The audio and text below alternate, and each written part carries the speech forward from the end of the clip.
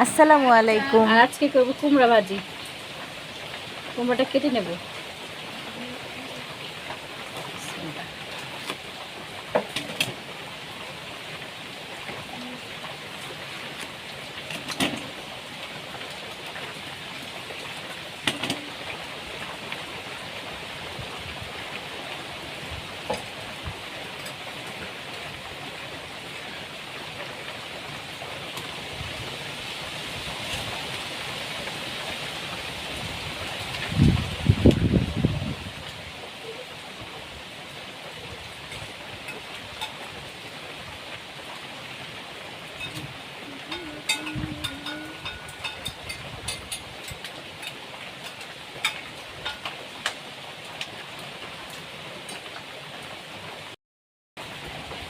আর এই যে কুমড়োগুলো কিন্তু আমি ছিলে ধুয়ে নিয়েছি।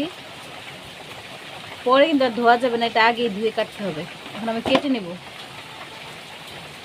চিকন চিকন করে কেটে নেব।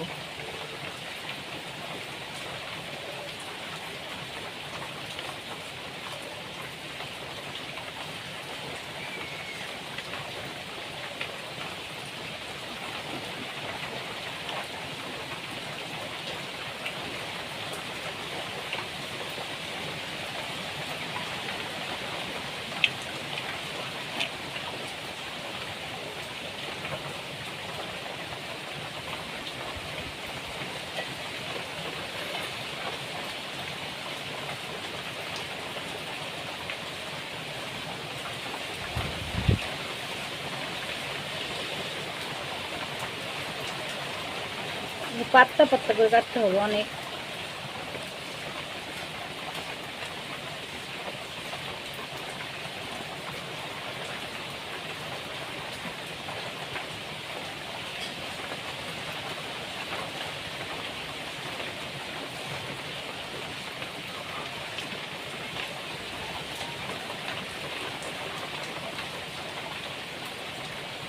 এভাবে আমি সবগুলো কেটে নেব।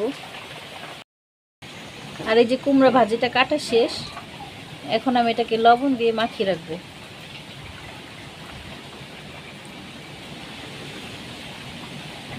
তাহলে এটার মধ্যে থেকে পানিগুলো বের হয়ে যাবে। লবণ দিয়ে মাখিয়ে 10 মিনিট রেখে দেব। এরপর পানি বের হলে আমি এটাকে ভাজি করব। আর এইভাবে না করলে ভাজি করার সময় অনেক পানি ওঠে, ওটা খেতে মজা লাগে না।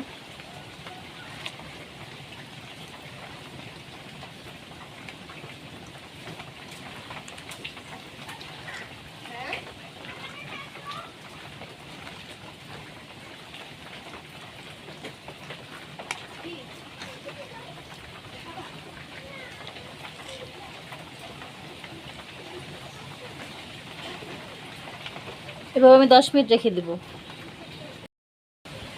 আর এই যে ভাজিটা বসাই দিব, চুলায় বসাই দিলাম কড়াই। আজকে অনেক বাতাস তো, রান্না করা কষ্ট হচ্ছে। বিসমিল্লাহ, তেল দিয়ে দিলাম কড়াইতে।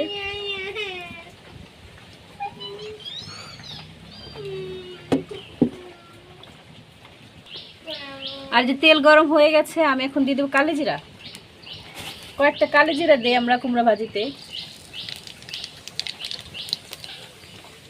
আর এখন দিয়ে দেবো পেঁয়াজ মরিচ।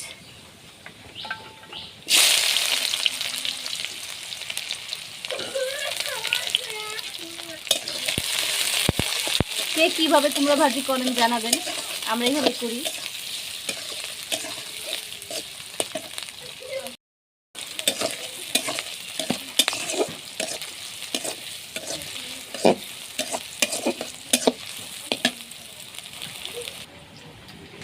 আর এই যে কুমড়া থেকে অনেক পানি উঠছে। আর এই পানিটা কিন্তু লবণ দিয়ে না রাখলে উঠবে না, লবণ দিয়ে মেখে রাখলে উঠবে। অনেক পানি, অনেক। তারপর আমি এখন কুমড়াগুলো দিয়ে দিব, তারপরও চিপড়াই দিব।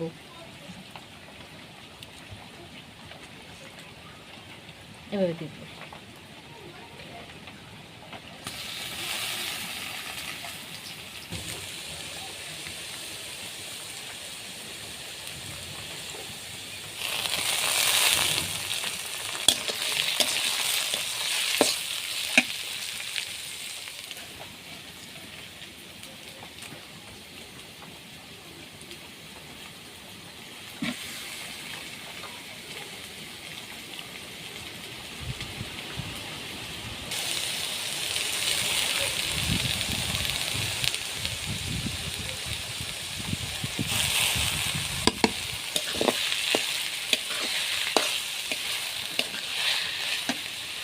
মধ্যে আমি দিয়ে দেবো একটু হলুদ,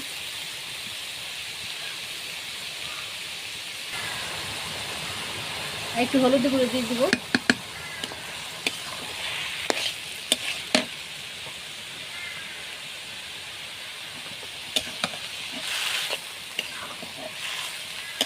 আর এই যে একটু হলুদের গুঁড়ো দিয়ে দিলাম।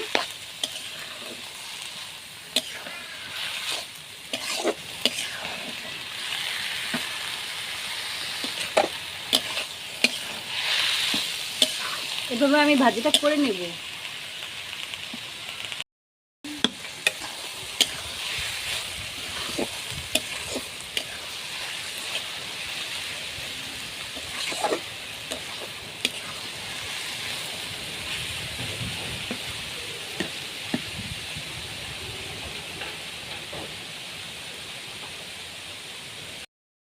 আর এই যে আমার কুমড়া ভাজিটা হয়ে গেছে। আর হ্যাঁ, কুমড়া ভাজিতে কিন্তু আমি আর লবণ দিই নাই, কারণ যখন আমি মাখায় রাখছিলাম আমি লবণ দিয়েছিলাম, আর লবণ লাগে নাই। তো লাগলে আবার দেওয়া যায়, সমস্যা নাই।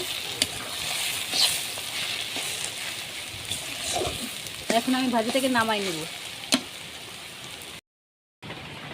আর এই যে আমার কুমড়া ভাজি করা শেষ।